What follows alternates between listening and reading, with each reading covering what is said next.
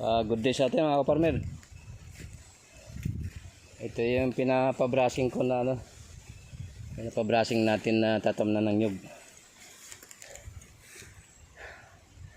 Kaya sa baba kasi 1 hectare lang yon.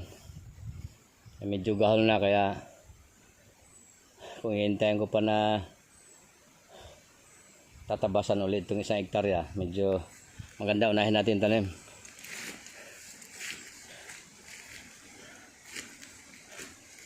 So ganyan, brushing lang.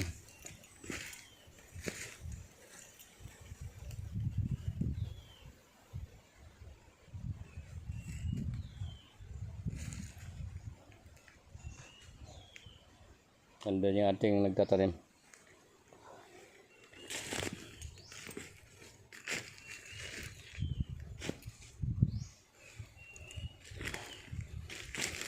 $100 meters yung yung 100 by 100 yung 1 hectare. So to, sa 100 meters 10 yung nyug na papasok, kasi 10 by 10 yung binigay ko na clearance sa nyug. Maganda yung medyo standard yung kanilang distansya para makabunga ng maganda. So ito yung area. Yung malalaking puno, hindi na natin alisin yan. Yan lang maliliit. Kasi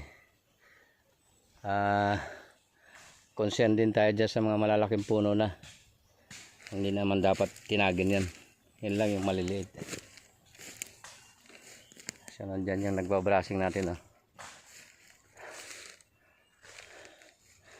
So baybayin ko lang kung baka napakaganda ng lupa. Puro tayo ng bulate. Namumutok talaga yung saging dito.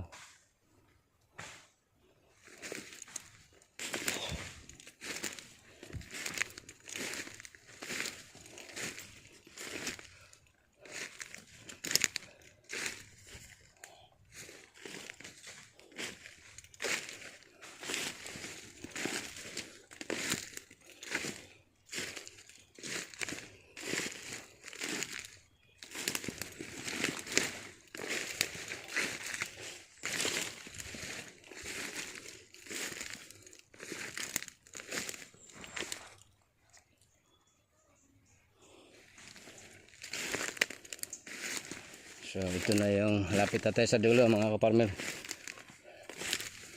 Mahaba-haba din yung 100 meters Ayan, katulad ng puno na to, hindi na natin gagalawin yan.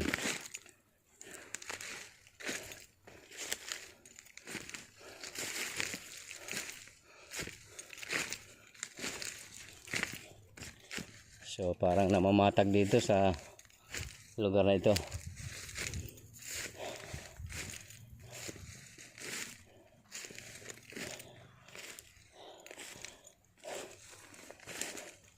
Okay mga kapartner, maraming salamat sa atin at God bless sa atin lahat. Nandito na tayo sa dulo.